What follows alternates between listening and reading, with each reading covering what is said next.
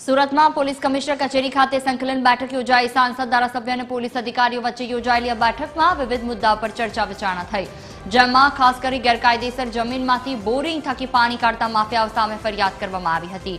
મહત્વનું છે કે સચિન અને પાંડેસરા જેવા ઇન્ડસ્ટ્રીયલ વિસ્તારોમાં ગેરકાયદેસર જળ માફિયાઓની ફરિયાદ ઉઠી છે, ત્યારે આવા જળ માફિયાઓ સામે કડક કાર્યવાહી કરવા ધારાસભ્ય વિનોદ મોરડિયા, મનુ ફોગવા અને સંદીપ દેસાઈએ ઉગ્ર રજૂઆત કરી છે।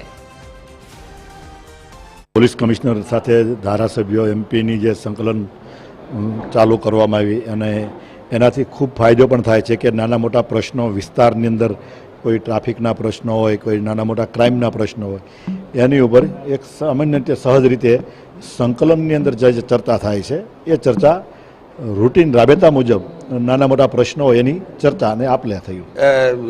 જલ સંસાધન મંત્રી શ્રી અમારા સી.આર. પાટીલ સાહેબે આખા દેશની અંદર એક મુહિમ ચલાવી છે, તો આ મુહિમની અંદર સુરત બી એનો હિસ્સો છે।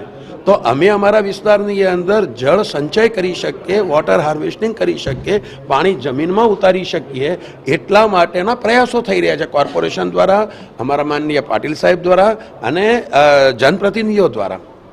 પ્રજા બી અવેરનેસમાં આવી છે, પણ એની સાથે સાથે શું થાય છે કે ટેન્કરોવાળા છે બોરિંગ કરી અને અંદરથી પાણી ઉલેચે છે, રોજના 200 ટેન્કરો કાઢતા હશે અને એનો વેપાર કરે છે, કમર્શિયલ કરે છે, એનો અમને વિરોધ છે।